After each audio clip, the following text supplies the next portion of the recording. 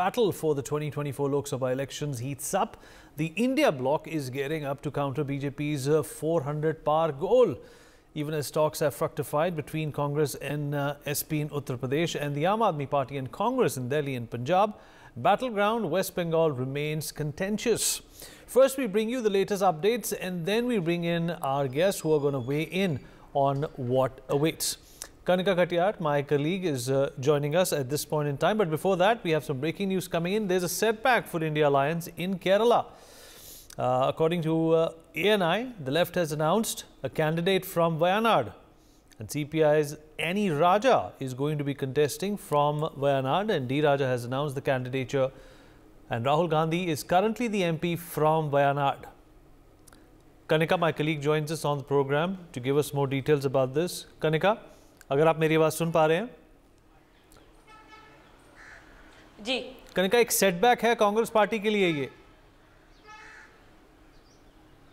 देखिए बिल्कुल, जिस तरह से इंडिया अलायंस से बात करें तो इंडिया अलायंस में सीपीआईएम जो है और सीपीआई जो है वो भी एक पार्ट है, क्योंकि इंडिया अलायंस में 26 पार्टियां शामिल हैं जिसमें लेफ्ट की पार्टीज भी शामिल हैं। और केरला में वायनाड की बात करें तो वायनाड जो है राहुल गांधी पिछली बार वहां चुनाव लड़ चुके हैं और करेंटली वो वहां से सांसद हैं। लेकिन लेफ्ट की बात करें तो सीपीआई में डी राजा की जो वाइफ है एनी राजा, उन्होंने उनको वायनाड से कंटेस्ट घोषित किया है वायनाड की सीट को लेकर। अब कहीं ना कहीं अगर इंडिया गठबंधन की बात करें तो जिस तरह से लेफ्ट की पार्टीज हैं वो कांग्रेस पे दबाव बना रही है कि वायनाड जो सीट है वो मुस्लिम बहुल्य सीट है, यानी कि मुस्लिम मेजॉरिटी सीट है। राहुल गांधी पिछली बार वहां चुनाव लड़ चुके हैं, जीत हासिल कर चुके हैं, लेकिन इस बार लेफ्ट की जो पार्टी है, खासतौर पर डी राजा की जो पार्टी है, वो ये प्रेशर बना रही है कि वहां से एनी राजा कंटेस्ट करेंगी तो वहां से इंडिया अलायंस को और लेफ्ट को फायदा मिलेगा। और ये भी कहा जा रहा है कि राहुल गांधी जो है इस बार वायनाड की सीट को छोड़ सकते हैं। एज पर द सोर्सेज हमें जानकारी मिल रही है कि वायनाड की जगह राहुल गांधी जो है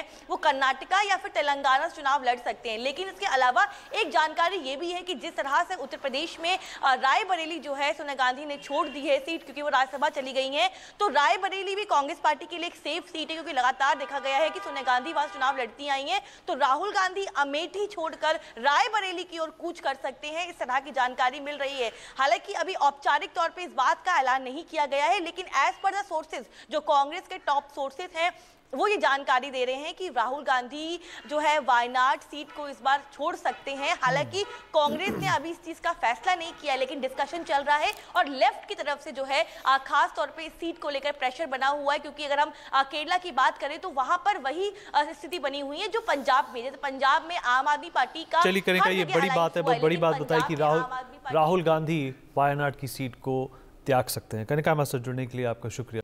For more such videos, subscribe to the NewsX YouTube channel, hit the bell icon.